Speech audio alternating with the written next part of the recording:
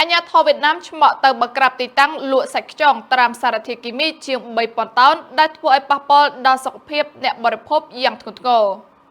សមត្ថកិច្ចប្រទេសវៀតណាមបានឆ្មក់ទៅបង្ក្រាបទីតាំងលក់សាច់ខ្យងបោះដុំមួយកន្លែងដែលសាច់ខ្យងទាំងនោះមានដាក់ត្រាំសារធាតុគីមីរក្សាទុកបានយូរធ្វើឲ្យសាច់ខ្យងមើលទៅស្រស់ឡើងប៉ោងធំនិងមានទម្ងន់ធ្ងន់ជាងមុនដែលធ្វើឲ្យប៉ះពាល់ដល់សុខភាពអ្នកបរិភោគយ៉ាងធ្ងន់ធ្ងរនៅចំពោះមុខសមត្ថកិច្ចជនសង្ស័យបានសារភាពថារូបគេបានធ្វើដំណើរការអាជីវកម្មខុសច្បាប់នេះចាប់តាំងពីឆ្នាំ 2021 មកម្លេះដោយនៅក្នុងរយៈពេលប្រហែល 5 ឆ្នាំកន្លងមកនេះគេបានប្រើប្រាស់សារធាតុសូដ្យូមសូលីខេតប្រមាណជា 500 តោនដើម្បីកែច្នៃសាច់ខ្យងសរុបជាង 3,000 តោនគោលបំណងនៃការប្រើប្រាស់សារធាតុគីមីនេះគឺដើម្បីធ្វើឲ្យសាច់ខ្យងមើលទៅស្រស់ឡើងប៉ោងធំនិងមានទម្ងន់ធ្ងន់ជាងមុនដើម្បីទទួលបានប្រាក់ចំណេញកាន់តែច្រើនសារធាតុសូដ្យូមសូលីខេតជាធម្មតាត្រូវបានគេប្រើប្រាស់នៅក្នុងវិស័យសំណង់ដូចជាការផលិតឥដ្ឋនិងស៊ីម៉ងត៍ដែលវាត្រូវបានហាមឃាត់ដាច់ខាតនៅក្នុងការប្រើប្រាស់នៅក្នុងអាហារដោយសារវាមានកម្រិតអាល់កាឡាំងខ្ពស់ដែលអាចបណ្ដាលឲ្យខូចខាតធ្ងន់ធ្ងរដល់ប្រព័ន្ធរំលាយអាហារ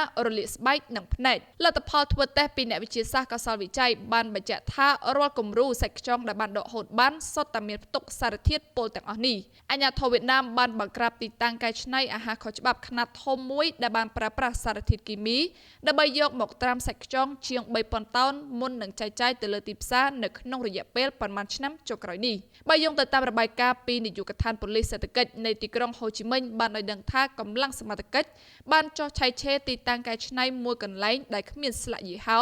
ស្ថិតនៅក្នុងខណ្ឌពីងតុងនៅទីនោះប៉ូលីសបានរកឃើញកម្មករកំពុងតែត្រាំសាច់ខ្យងប៉ោម Apple Snail ជាង 3 តោននៅក្នុងធុងទឹកដែលមានលាយសារធាតុគីមីម្យ៉ាងដែលក្រៅពីសាច់ខ្យងសមត្ថកិច្ចក៏បានរឹបអូសសារធាតុសូដ្យូមសូលីខេតចំនួន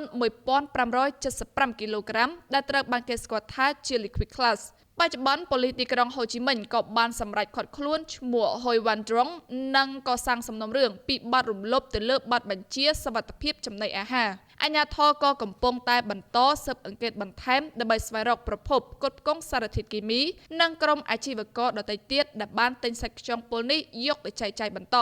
រឿងនេះបានធ្វើឲ្យមានការព្រួយបារម្ភយ៉ាងខ្លាំងទៅដល់សាធារណជនព្រោះផលិតផលទាំងនេះត្រូវបានចែកចាយយ៉ាងទូលំទូលាយទៅក្នុងការផ្គត់ផ្គង់អាហារអស់រយៈពេលជាច្រើនឆ្នាំកន្លងមកហើយនេះបើយោងទៅតាម Thuy Trade News ដែលបានចេញផ្សាយកាលពីថ្ងៃទី 28 ខែមករាឆ្នាំ 2026 នេះ Nick Chevrali ពី Big U